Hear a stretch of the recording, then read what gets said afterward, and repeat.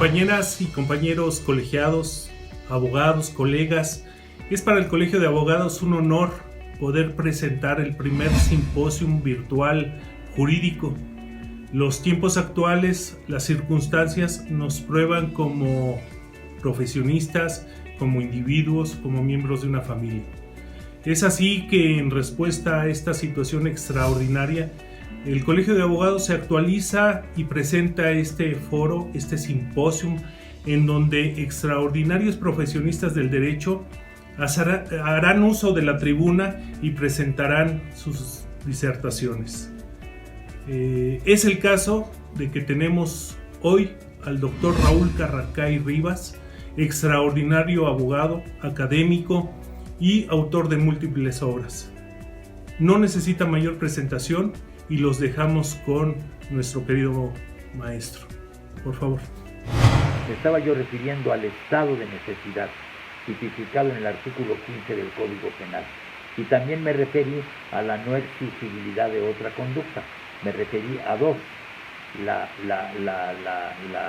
el estado de necesidad por una parte, y por la otra la no exigibilidad de otra conducta, que es el artículo 15 de nuestro Código Penal Federal, por ejemplo, reproducido por los códigos de los estados en otro artículo o en otras fracciones, pero en el caso del 15 del Código Penal Federal, en la fracción novena.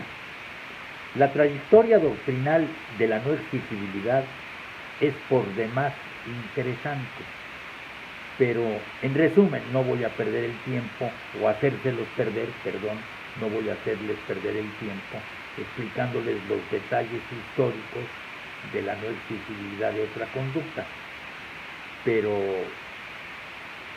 Mesger es el creador de esta figura.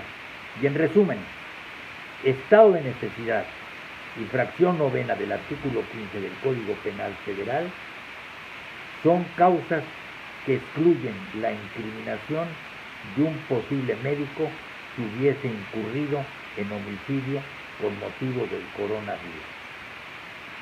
En lo tocante, insisto, a la no exigibilidad de otra conducta, se da cuando no es posible hacer, así de simple y de llano, no es posible hacer cosa distinta de la que se hizo. El médico podría probar, el médico del que hablaba, al margen o en contra de la guía, ateniéndose a la ley, que por salvar al joven o por salvar al viejo, alguna de las dos cosas hizo, no le quedaba otro camino más que eso. Y tendrá que explicarlo, y tendrá que justificarlo desde el punto de vista humano. Por ejemplo, condiciones de salud del paciente, estado del quirófano o de la mesa de operaciones donde esté actuando, donde esté luchando por salvar vidas. Todo esto tendrá que justificarlo y que explicarlo ampliamente. Y si corresponde a lo que es de sentido común, a lo que es de lógica fundamental y esencial, se podría aplicar la no exigibilidad de otra conducta. En conclusión, los artículos 14 y 16 constitucionales, no hay que perder de vista esto, están situados en el título primero, capítulo primero de los derechos humanos y sus garantías. Ahí están situados. Ojo con que este capítulo y este título son la columna vertebral de la Carta Magna, de la Constitución. Artículos cuyas bases históricas se remontan a siglos atrás. Vale la pena un apunte histórico, aunque sea sinóptico. Me refiero a la Magna Carta del Rey Juan, firmada en 1215, firmada en la pradera de Rundnitz por Windsor y el rebelde Stein, cuyo artículo 39 prohíbe o prohibía la imposición de penas si no era por juicio legal, lo cual se enunciaba en latín, per legale judicium, recogiendo así los elementos básicos del llamado habeas corpus. Ningún hombre libre, se lee, será aprisionado ni desterrado, ni de ninguna manera destruido, si no es mediante juicio legal de sus pares y de acuerdo con las leyes de su país. Esto se lee textualmente en el documento al que alude. Más adelante, dando un salto histórico, Beccari escribió: solamente las leyes pueden decretar las penas para los delitos y esta autoridad no puede residir más que en el legislador. Evidente, clarísimo, contundente, no en una guía, en el legislador. La guía no la hizo el legislador. Tenemos legislador, tenemos Estado de Derecho. Me refiero en las mismas condiciones de síntesis histórica, del decurso de la historia, a la Declaración de los Derechos del Hombre y del Ciudadano de 1789, y a la Declaración Universal de los Derechos Humanos, suscrita en París en 1948.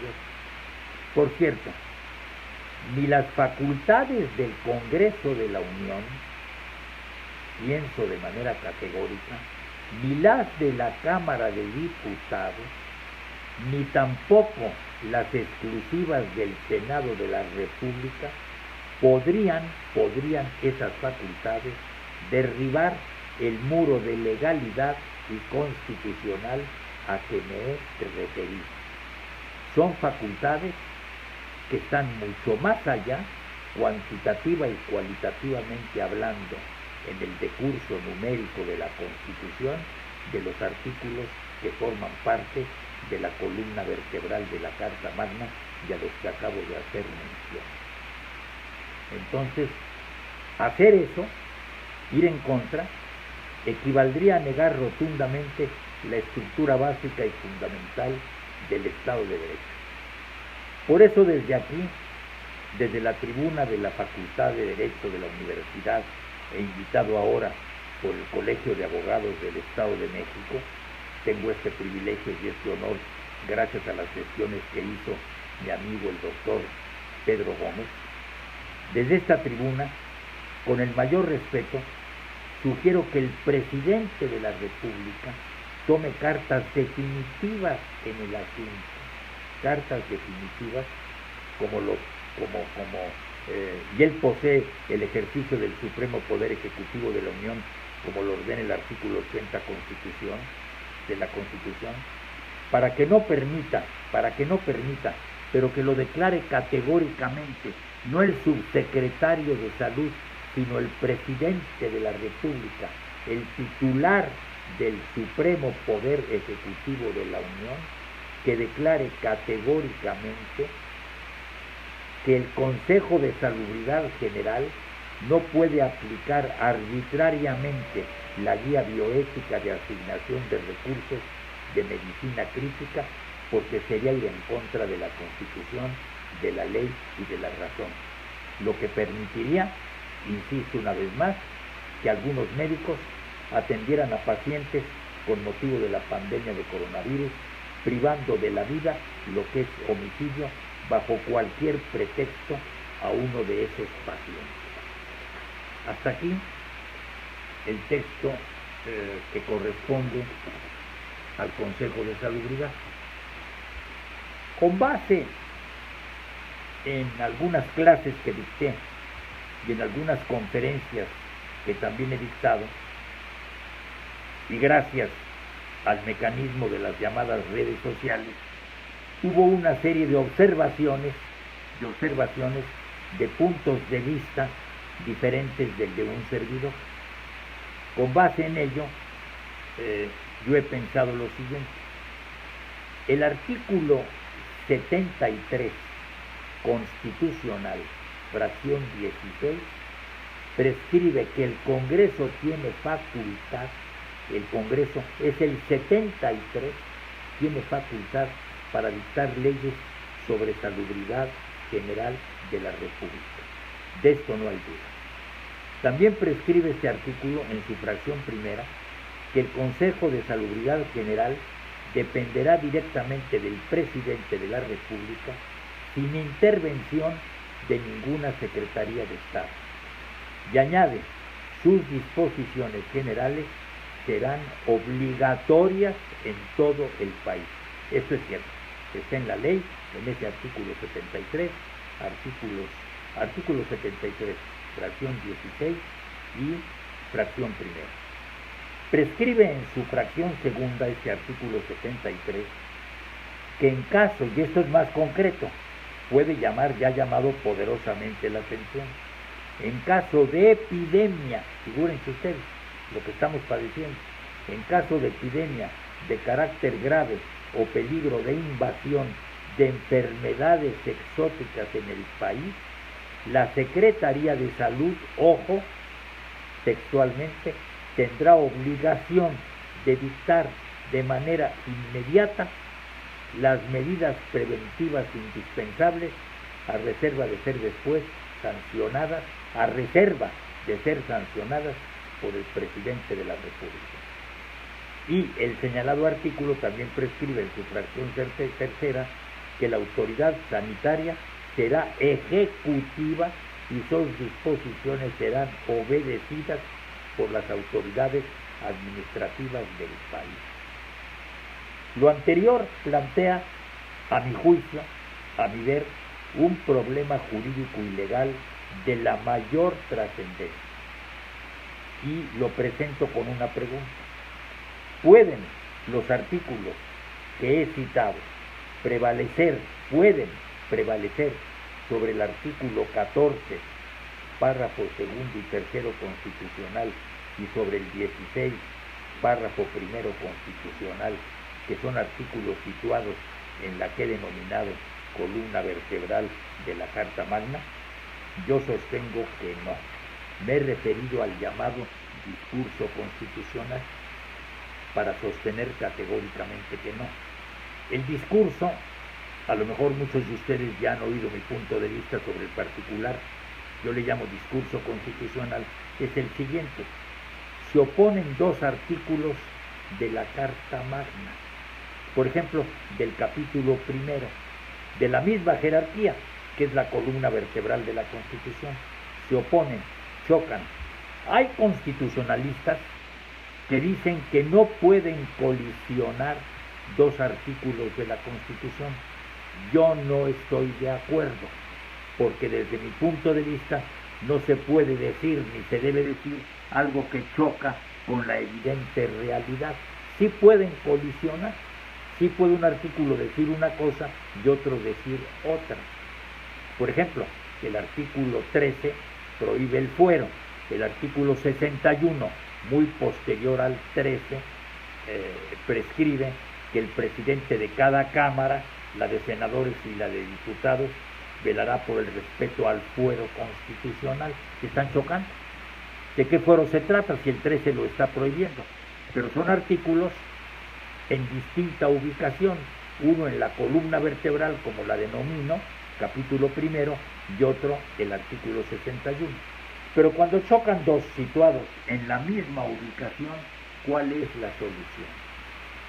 Yo creo que no hay más que hacer que prive el que cuantitativa y cualitativamente es primero, tanto en número como en calidad. Primero es el 1, después el 3, después el 7. Y lo numérico va acompañado de lo cualitativo, es decir, de la esencia. Sería contradictorio que la Constitución dijera esto es blanco y 5, 6, 7, 10, 15, 30, 40 artículos después dijera es negro, es verde. Eso no se puede dar. Debe prevalecer dentro del discurso constitucional, así lo denomino, el criterio cuantitativo y cualitativo como factor antecedente y precedente. Le llamo discurso porque la Constitución y el Código Penal pues parten de la base o se asientan sobre un discurso, es decir, sobre una exposición de razones y de razonamientos que van, digamos, de menos a más, tanto en el orden numérico como en el orden esencial o fundamental, digamos, correspondiente a la idea, a la norma en sí, y debe prevalecer lo que estoy sosteniendo, o deben prevalecer lo que estoy sosteniendo. El artículo primero, párrafo quinto de la Constitución, prescribe en el capítulo de los derechos humanos, es el artículo primero de la Constitución, capítulo intitulado de los derechos humanos y sus garantías, prescribe que queda prohibida toda discriminación categóricamente o cualquier otra que atente contra otra discriminación, que atente contra la dignidad humana y tenga por objeto anular o menoscabar los derechos y libertades de las personas. Hay quienes, en las circunstancias y condiciones que planteo, optan por que prevalezca el interés social. Están chocando, dicen, un interés individual, particular, personalísimo, y el interés social, que en estos momentos no hay ni que explicar en qué consiste. El interés de toda la sociedad mexicana bajo la presión, bajo el impacto del COVID-19. Entonces, hay quienes dicen que en las circunstancias y condiciones que se plantean hay que inclinarse por el interés social. Yo no comparto este criterio. Sobre el particular, ya lo había citado en ocasión anterior, pero es tan relevante que vale la pena volver a él. Ya había yo citado a uno de los más grandes juristas que ha habido en México, Ignacio L. Vallarta, que fuera ministro y presidente de la Suprema Corte de Justicia, y autor de una obra memorable que son el juicio de amparo y sus famosísimos votos particulares. En uno de ellos, Vallarta ha escrito magistralmente lo siguiente, cito textualmente a Vallarta: yo preguntaré, dice Vallarta, pues qué, los derechos del individuo están en oposición con los de la sociedad. Los derechos del individuo están en oposición con los de la sociedad.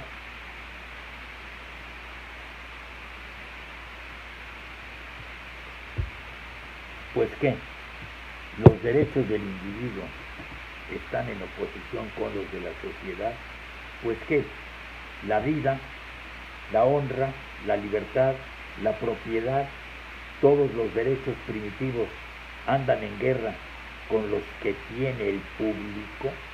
Pues qué, continúa, el hombre no es por su propia naturaleza tan inteligente y libre como sociable.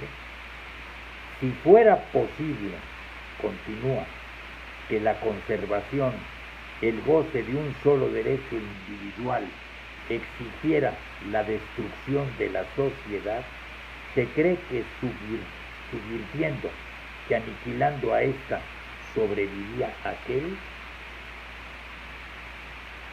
Pero imaginar, dice, siquiera que entre ese derecho individual y el social haya forzoso antagonismo es suponer que cada una de las partes está interesada en la destrucción del todo, o lo que es lo mismo, en su propia destrucción.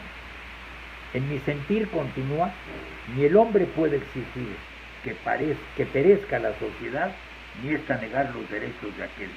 No es en el antagonismo, sino por el contrario, en la armonía de las garantías individuales y de los intereses sociales, en la armonía de las garantías individuales y de los intereses sociales, en donde la ciencia busca la solución de los más graves problemas jurídicos y políticos.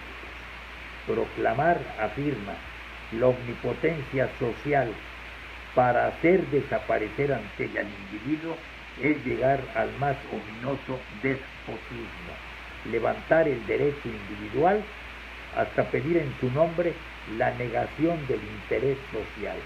Sería, si ello fuera posible, sepultar al hombre bajo las ruinas de la sociedad. En consecuencia, y sobre la base de argumentos tan relevantes y trascendentes de Vallarta, él vota a favor de que se le aplique la pena de muerte. Se trata de un voto particular a un quejoso acusado de homicidio calificado. ¿Por qué vota a favor de la pena de muerte siendo enemigo de la pena capital? Porque en su estado, en Jalisco, no se había establecido aún el sistema penitenciario, sistema que permitiría una posible readaptación social, por lo que en la especie no hay o no había violación de garantía alguna, y lo contrario sería favorecer la impunidad, lo cual alega el quejoso en contra de la aplicación de la pena de muerte. He aquí ahora, en lo conducente, porque me parece importante citarlo, forma parte de toda la argumentación que manejo, el reglamento interior del Consejo de Salubridad General. El reglamento del Consejo, en su artículo primero, este reglamento prescribe que el Consejo de Salubridad es un órgano colegiado que depende directamente del presidente de la República y que tiene el carácter de autoridad sanitaria con funciones normativas, consultivas y ejecutivas. Las disposiciones que emita serán de carácter general y obligatorias en el país. El artículo primero del reglamento. Sobre el particular yo sostengo que no pueden ir tales disposiciones, son de un reglamento en contra de la Constitución, a no ser que se sostuviera la barbaridad de que un reglamento se halla por encima de la Carta Magna. A su vez, el artículo tercero del reglamento en cuestión, en su fracción 13, ordena que el Consejo estará integrado por el rector de la Universidad Nacional Autónoma de México. Y en su artículo 31 dice que los acuerdos y resoluciones del Consejo de Salubridad General se tomarán por mayoría de votos. Yo entiendo que se trata de una mayoría absoluta, la mitad de más uno de los asistentes. Y en caso de empate, el presidente resolverá con voto de calidad. Mi punto de vista sobre la invalidez legal o vicio legal de origen por mayoría de votos es que ese acuerdo padecería de eso. No se invitó al rector de la UNAM a que participara, siendo un personaje fundamental, no hay ni que decirlo, habida cuenta de la relevancia de la Universidad Nacional Autónoma de México. En consecuencia, si falta su voto, falta un elemento fundamental del acuerdo. Considero, pues, en suma, que la ausencia del rector de la UNAM, que no fue convocado, echa abajo el concepto de mayoría de votos. Es decir, sin el rector de la UNAM, cualquier resolución sería ilegal, incluso con la llamada mayoría. Hay algo en lo que debo insistir y en lo que quiero insistir, porque forma parte como corolario, como conclusión de todo lo que he venido afirmando. Tiene que ver con la convencionalidad, reconocida, consagrada, tutelada en el artículo primero de la Carta Magna. Miren ustedes, no debe haber excepciones cuando un enfermo de COVID-19 necesite servicios de salud para salvar la vida, porque una crisis sanitaria precisa abordarse respetando todas las garantías fundamentales, incluyendo todos los colectivos. ¿Cuáles son estos? Personas mayores, minorías, pueblos indígenas, desplazados, personas pobres, presos, indigentes, migrantes, adictos a las drogas y personas con diferentes preferencias sexuales. Esto forma parte, ustedes lo saben perfectamente bien, de los tratados internacionales de derechos humanos firmados y ratificados por México y que reconoce el artículo primero de la Constitución. Por lo que la pandemia del coronavirus COVID-19 supone evidentemente o exige, reclama, pide un trato igualitario en los centros de salud a la hora de atender a cualquier persona infectada sin excepción posible. Excepción entre paréntesis que sí existe es la del estado de necesidad y la de la no exigibilidad de otra conducta de los que hablé hace un momento.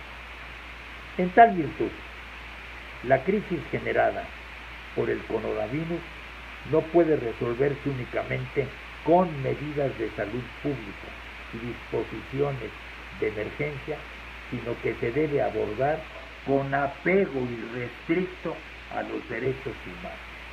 En consecuencia, todas las personas, sin excepción, tienen derecho a cuidados que les salven la vida, y esta responsabilidad recae nada menos que en el gobierno, en los gobiernos. La escasez de recursos o el uso de seguro médico privado no debe justificar la discriminación contra ciertos grupos de pacientes. Entre los colectivos que necesitan apoyo de los gobiernos están, repito, las personas mayores, las comunidades minoritarias, los pueblos indígenas, los desplazados, los que sufren pobreza extrema y viven en condiciones de hacinamiento, los que viven en asilos, los presos, los indigentes, los migrantes y refugiados, los adictos a las drogas y las personas de diversos géneros. Por este motivo, todas las políticas de salud deben contemplar y respetar los principios de la no discriminación. Así lo manda, así lo determina el artículo 1 de la Constitución. Participación, empoderamiento y rendición de cuentas. Lo anterior echaría por tierra, por cierto, el principio de vidas por completar, al que parece que hizo mención el subsecretario de Salud del gobierno federal, recurriéndose en última instancia al azar, a una combinación casual de circunstancias. Eso es al azar. Dirán ustedes, ¿qué es el principio de vidas por completar? La vida de un joven, la vida de un viejo. La vida del joven no se ha completado porque le faltan varios ciclos para llegar a la culminación. Pero tendríamos que ser adivinos, o lo tendría que ser el médico, para saber si esos ciclos van a tener un sello positivo o al contrario, negativo. A lo mejor lo tienen negativo, a lo mejor positivo, no se puede saber. Y en cuanto al anciano, que tiene 90 y tantos años, ya culminó muchísimos ciclos y llegó a un estado de salud física, mental, espiritual, moral notable. De acuerdo, concedido. Pero imaginemos que le falta un toque, un pequeño punto para que eso culmine, para que eso llegue a la cima, y sin ese toque no llegaría a la cima. En consecuencia, desde el punto de vista del dato que doy, que es objetivo, y subjetivamente hablando también, sería aberrante renunciar a esa culminación, o que se renunciara a esa culminación. El médico, claro, se encuentra aquí en una situación dilemática, lo he dicho varias veces, y para eso están la no exigibilidad y el estado de necesidad. Ahora bien, si todo lo que tengo dicho no satisface o no satisfaciera al gobierno federal, que es, digamos, el que lleva la batuta en este problema, habría que pensar, pues no se me ocurre otra salida más que en una reforma a la Constitución y principalmente a los artículos 14, 16 y 1. ¿Qué significaría eso? Una mera reforma que traía con sí una crisis del Estado de Derecho en México, lo cual traía también un desconocimiento de los tratados internacionales firmados por México en materia de derechos humanos. Yo pienso, para terminar, en lo siguiente: el Senado de la República, como nos consta a todos, acaba de aprobar en lo general y en lo particular una ley de amnistía que, sin entrar en detalles, dispone liberar a personas que hayan sido procesadas en el fuero federal, solo en el federal, por delitos contra la salud, portación de drogas, aborto, robo simple y sin violencia ni armas de fuego. Dicha ley también dispone liberar a los presos políticos e indígenas que no hubiesen tenido un juicio justo por falta de intérprete.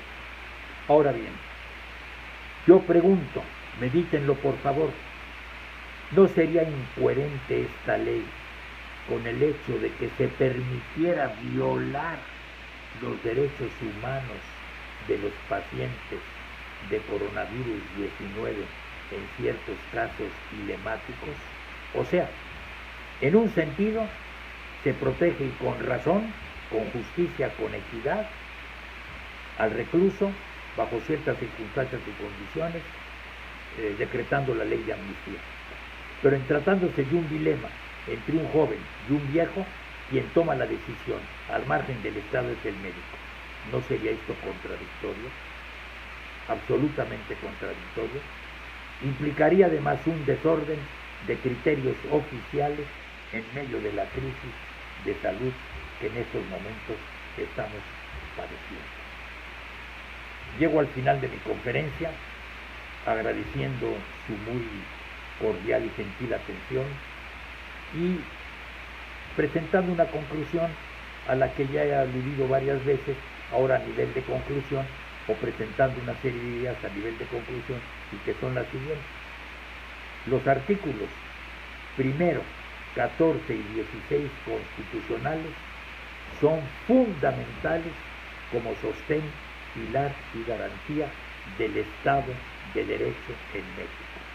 Vulnerarlos, fracturarlos, alterarlos es vulnerar, fracturar y alterar ese Estado de Derecho.